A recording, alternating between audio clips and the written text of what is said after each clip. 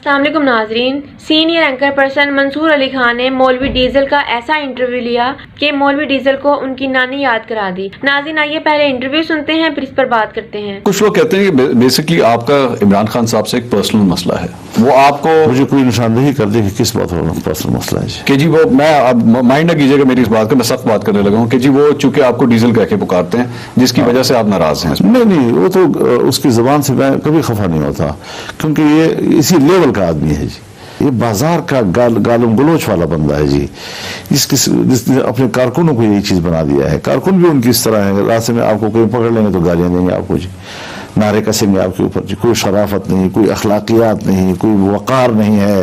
اگر کوئی ایسی بات ہے کہ میں نے کبھی زندگی میں کوئی پرمٹ لیا ہو ڈیزل کا جی، تو وہ تو دستاویزی چیز ہے نا جی، پرمٹ ہے تو دستاویزی چیز ہے نا، ہاں، تو لایا نا کوئی بات، اس کی ہسٹری تو کوئی ہوگی نا، وہی رات تو کچھ ہے تو لائے نا، پھر جب ہسٹری نہیں ہے تو گالی کیوں دے رہا ہے؟ پھر اگر میں نے کوئی ایسا غلط کاروبار کیا ہے تو لائے نا کوئی چیز، کیا ہے؟ اچھا، ایک اور آپ کے اوپر جو اعتراض وہ کیا جاتا ہے وہ جناب کشمیر کے حوالے سے کشمیر کمیٹی کے سربراہ رہے، کیا کیا؟ کچھ بھی نہیں کیا، صرف مراعات لی اور کچھ نہیں کیا۔ دیکھیے کشمیر کمیٹی میں تو مراعات ہیں، ظاہر ہے کہ جب آپ مہمان آتے ہیں، باہر کے سفراء آتے ہیں، منسٹرز آتے ہیں، تو آپ ان کو اس کے وقار اور مقام کے اعتبار سے اس کو عزت بھی دینی ہوتی ہے اور احترام بھی دینا ہوتا ہے۔ ہم نے تھوڑا باہر کے دورے بھی کیے ہیں، میں جب فارن افیئر کمیٹی کا چیئرمین تھا تو اس وقت بھی اسمبلی میں سوال اٹھا تھا کہ جی اس کے اخراجات سامنے لائے جائیں، تو لائے گئے۔ وہ کہتے ہیں لاکھوں روپے کی آپ چائے پی گئے، لسی پی گئے، اس قسم کے آپ کے اوپر الزامات لگاتے ہیں۔ یہی چیز جو ہے یہی چیز جو آپ فرما رہے ہیں یہ مزاح کا خیز نہیں ہے۔ اگر کوئی لسی پیتا ہے تو شراب تو نہیں پی رہا نا، جو شراب پیتے ہیں ان سے ذرا حساب لو نا کہ کتنا شراب پیتے ہیں جی، وہ بھی غلط ہے۔ تو وہی عرض کر رہا ہوں نا، اب یہ چیزیں جو ہیں جب آپ پبلک میں کسی کی تضحیق کے لیے، کسی کی بے توقیری کے لیے اس قسم کے الفاظ استعمال کرتے ہیں تو آپ نے دور سے پھینکنا ہے اس کے چہرے پہ گند کو جی۔ لہٰذا میں ان کے بارے میں بڑی وضاحت کے ساتھ کہتا ہوں کہ بیرونی، اور چلو آپ ساری باتیں چھوڑ دیجیے، ایک وقت آئے گا منصور علی خان صاحب جی کہ جہاں اس بات کی تحقیقات اور تفتیش کی جائیں گی کہ اس شخص کو بنایا کس نے، اس شخص کو سیاستدان کس نے بنایا، اس شخص کو پروجیکٹ کس نے کیا، اس کو پاکستان پر مسلط کس نے کیا، کس ایجنڈے کے تحت 1,70,00,000 لوگوں نے۔ تو اس اعتبار سے حضرت ہم نے بڑے جچے تلے انداز کے ساتھ وہ چیزیں ہم منظر عام پہ لائے ہیں کہ جو لانے کی زبان کھولنے کی کوئی ضرورت نہیں کرتا ان چیزوں کی جی، اور یہ ملک کی وفاداری کی بنیاد پر کیا ہے کہ ہم اپنے ملک کو اپنا ملک بنانا چاہتے ہیں، ایک اپنا ملک دیکھنا چاہتے ہیں۔ ایک اعتراض آپ کے اوپر یہ بھی آتا ہے کہ آپ نے بیرونی ایجنڈے کے حوالے سے تو چلے جو کچھ بھی آپ نے بات کی، آپ نے مذہب کارڈ بھی ان کے خلاف استعمال کیا جو کہ ہماری سیاست سے دور رہنا چاہیے۔ مذہب اور سیاست سے دور رہنے کا فلسفہ کسی اور کا ہوگا، میرا نہیں ہے۔ اچھا، میرے نزدیک سیاست مذہب کا حصہ ہے، اور آپ کے آئین کہتا ہے کہ اسلام پاکستان کا مملکتی مذہب ہے۔ اور اگر کل کو یہی کارڈ آپ کے خلاف استعمال ہو گیا، پھر کسی نے آپ کے مذہب کے اوپر سوال اٹھا دیا، پھر اگر اس قسم کی کوئی غلطی میں کروں کہ جس سے توہین رسالت کی مرتکب ایک خاتون کو ہمارے حقائق کی بنیاد پر دباؤ کے تحت بریت ملتی ہے، supreme court of Pakistan, Maulana supreme court of Pakistan, تب ہم نے کہا ہے یہ بات کہ اس پہ شکوک و شبہات ہیں۔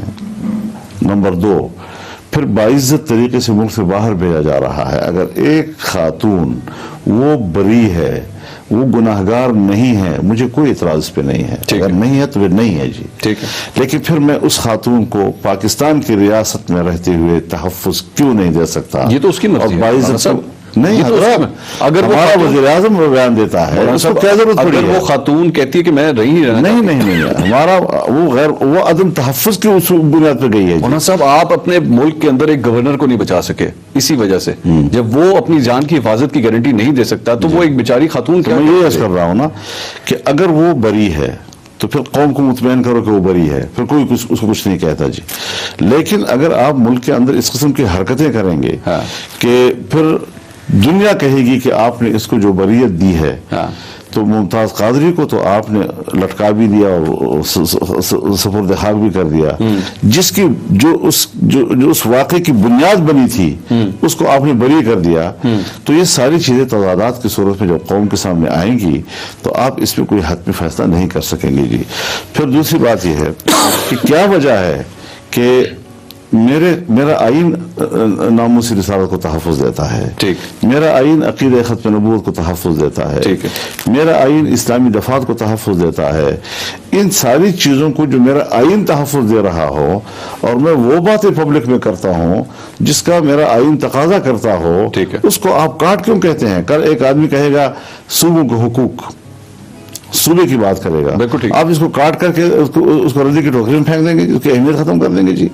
کل ایک شخص کہتا ہے معیشت، تو غربت تو ہے، لوگوں کے مسائل تو ہوتے ہیں، تو آپ اس کو کہیں گے آپ تو معیشت کا کارڈ استعمال کر رہے ہیں. دونوں میں فرق ہے نا، مجھے اجازت دیجیے کہ دونوں میں فرق ہے. مذہب ایک ایسی چیز ہے، یہ نہ میں فیصلہ کر سکتا ہوں کہ آپ کتنے مذہبی ہیں اور نہ آپ فیصلہ کر سکتے ہیں کہ میں کتنا مذہبی ہوں. مذہب ایک اپنی ذاتی چیز ہے، یہ کون کتنا مسلمان ہے یہ نہ میں فیصلہ کروں گا نہ آپ کریں گے. ہم کسی بھی شخصیت کے بارے میں، چاہے وہ عمران خان ہی کیوں نہ ہو یا نواز شریف ہو یا مولانا فضل الرحمان کیوں نہ ہو، میں یا کوئی اور عالم یہ کس طرح فیصلہ کرے گا کہ وہ کتنا سچا یا پکا مسلمان ہے. اسی طرح عمران خان کے حوالے سے آپ باقی چیزوں پہ تنقید کر سکیں، سی پیک کے حوالے سے کریں باقی، لیکن مذہب کے حوالے سے میں تنقید کروں گا اور پھر وہ مجھے مطمئن کرے گا. اگر میں مطمئن نہیں ہوں تو ایک پاکستانی شہری کی حیثیت سے اگر میں مذہب کے حوالے سے کسی کرب میں مبتلا ہوں، کسی تشویش میں مبتلا ہوں، کیا میرا حق نہیں ہے کہ مجھے مطمئن کیا جائے؟ نہیں مولانا صاحب، کیا یہ نہیں، اگر آپ کے کرب کو دور کرنا یہ ریاست کی ذمہ داری ہے تو پھر میرے کرب کو دور کرنے کی ذمہ داری کیوں نہیں؟ جب تک آپ کھوج لگا کر ایک جگہ تک پہنچتے نہیں ہے تب تک کنفیوژن پھیلاتے ہیں. تو آپ اپنے آپ کو بھی کنفیوژن سے نکالے اور ہم تو چاہ رہے ہیں ہماری کنفیوژن کلیئر کر دیں نا، ہم تو چاہ رہے ہیں کنفیوژن آپ کو میں کلیئر کر رہا ہوں، انشاءاللہ کوئی ایسی بات نہیں ہے. یہ ایک ایجنڈے کے تحت لایا ہوا انسان ہے جو کبھی پاکستانی مفادات کا تحفظ نہیں کر سکتا.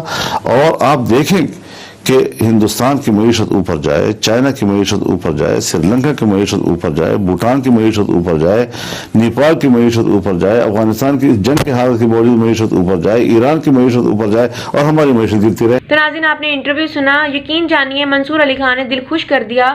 مولوی ڈیزل سے ایسے ایسے سوالات کیے کہ مولوی ڈیزل کی 7 نسلیں یاد رکھیں گی، اور ڈیزل ایک بھی سوال کا تسلی بخش جواب نہ دے سکے. ڈیزل کے پرمٹ پر کرپشن کرنے والے مولانا فضل الرحمان کے لیے کوئی بھی غلط کام نہیں ہے، ان کے لیے ہر چیز جائز ہے. جب منصور علی خان نے اس لسی کا ذکر کیا جو مولوی ڈیزل کشمیر کمیٹی کے چیئرمین ہونے کے ناطے پیتے رہے، تو مولوی ڈیزل نے جواب دیا کہ میں لسی پی ہے، میں نے شراب تو نہیں پی. یعنی غریب عوام کے ٹیکس کے پیسوں سے لاکھوں روپے ہڑپ کر جانا مولوی ڈیزل کے لیے غلط بات نہیں ہے، بلکہ ان کے لیے سب کچھ جائز ہے. جہاں تک مذہبی کارڈز استعمال کرنے کی بات رہی تو اسی ڈیزل نے بینظیر بھٹو پر فتویٰ لگایا کہ عورت کی حکمرانی جائز نہیں. جب بینظیر بھٹو نے اپنے گھر بلا کر مولوی ڈیزل کو اہم عہدے کی پیشکش کی تو اسی عورت کی حکمرانی جائز ہو گئی، بلکہ مولوی ڈیزل بینظیر کے قدموں میں بیٹھ گئے. اور آج مریم نواز بھی ایک عورت ہے، ڈیزل کا مریم نواز سے اتحاد ہے تو عورت کی حکمرانی جائز ہے. مولوی ڈیزل نے اپنی ساری زندگی عمران خان کو یہودی ایجنٹ کا فتویٰ لگانے میں گزار دی. اب صورتحال یہ ہے کہ پاکستان میں کہتے ہیں کہ